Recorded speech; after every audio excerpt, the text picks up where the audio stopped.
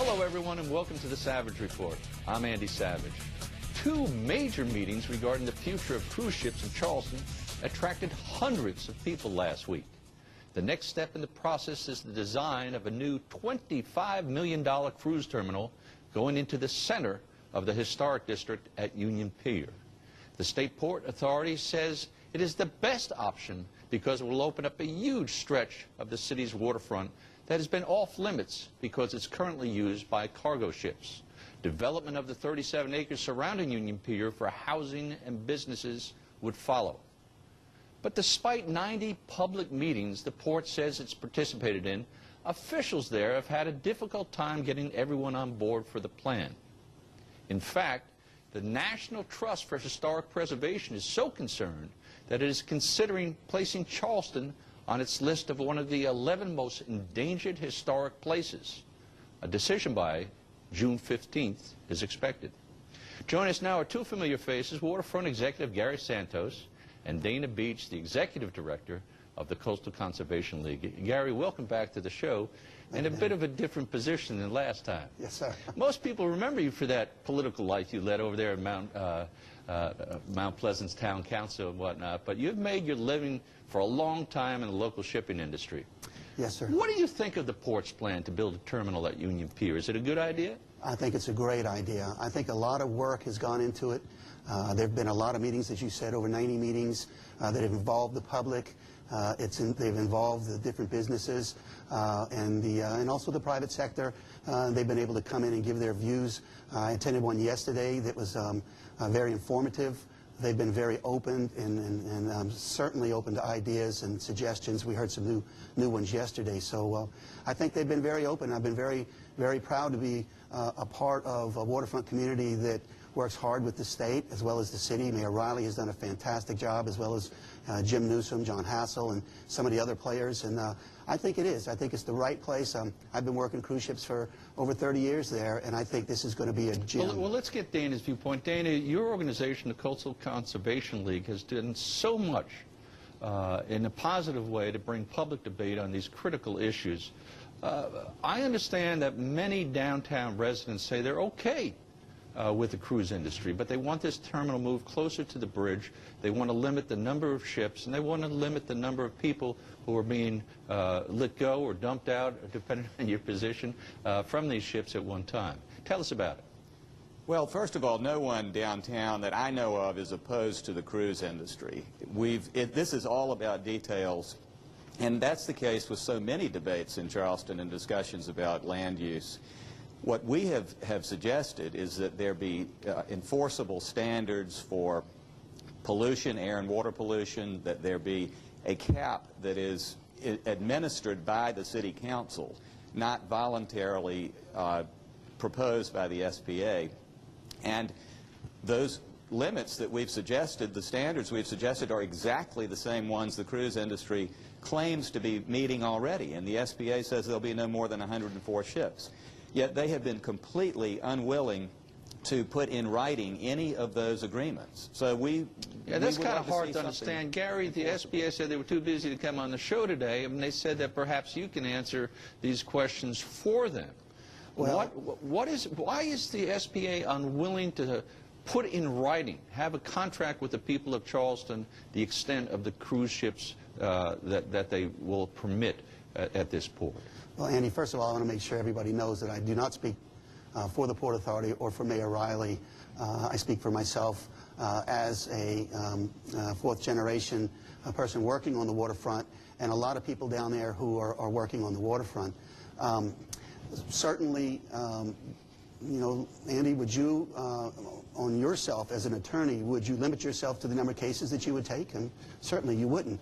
But I do, and I'm obligated to limit myself because I can only provide good services up to a certain point. Right. They regulate the horse and carriages. They regulate me. You know, my building's in the shadow of these ships. I'm regulated in everything I do with that building. I can't change my shutters color without getting permission. Exactly. But you would regulate yourself based on the business that you have, and if you got too busy, you would start regulating yourself. I don't believe that you would just come out and say, I'm going to handle X amount of cases this month. I don't think that's good business sense, in my opinion. I think the Port Authority is looking at, and this is just my opinion, looking at what is feasible, what could work for them, for their business plan, and I think that they will regulate it as needed. I don't believe they should just willy-nilly say we're going to have X amount of ships this year. I just don't believe that's good for businesses. I don't believe it's good for jobs, and I don't think any other business would regulate themselves like that. Well, Dana, a lot of businesses are regulated in Charleston. Have there been any studies on the impact that this cruise industry is going to have in helping downtown business and improving the environment downtown? Have there been any studies that you've seen that perhaps the location should be moved further north on the river? What do you know about that? Well, the College of Charleston did a study commissioned by the SBA that concluded a $37 million impact to the region's economy. Without getting into the details of it, I'd say that there are a number of assumptions that are probably inaccurate about that, certainly inaccurate. They assume that all of the restocking of the ships is done by local companies, and we know that most of the food restocking is coming from the big distributors in Florida. But really, no one disputes there is a net positive impact on the city financially. The real issue is scale and proportion. And I think we also know, anybody who's been to Key West, anybody who's been to St. Thomas, which I haven't, by the way, but I've heard about it, Bermuda knows that you need to establish some parameters for the operation of these types of businesses. That's the same thing that goes on with hotels. And we have limits on hotel rooms. Every new hotel that comes in, 50 rooms, 20 rooms, is debated vigorously, and the city ultimately makes the decision. It isn't the cruise, it isn't the hotel industry, it's So the you're city. not opposed to the cruise ships coming to town, but you want them regulated like other business, Gary says, are not regulated, but you want them regulated in terms of how often they call on this port, how many people arrive at this port, days and times. Is that essentially your position? Sure. That and what about location, though? I hear a lot about your objecting to the proposed location. Well, one of the questions, and this is a little bit of a different issue, but it's important. One of the questions that has been asked, and it's a legitimate one, it should have been asked by the SBA, is what is the highest and best use for that 67 acres of waterfront in the heart of the city? It's, I mean, arguably the most valuable property in transition in the state of South Carolina. And is the best use for it surface parking for cruise customers? We don't believe that it is. They propose to have about 9 acres of surface parking, which is more than twice the size of Ansonborough Field. We think it probably are better sites for the terminal. We have not done that analysis, but we have looked at the option of full build-out of the Union Pier property, and the financial returns to the city and county and state are greater, but they're also greater to the SBA because they'd be selling that 27 acres that would otherwise be dedicated to. Well, Dana, let's get uses. Gary involved in this, because although the SBA thinks he's speaking for them, I know he's speaking independently.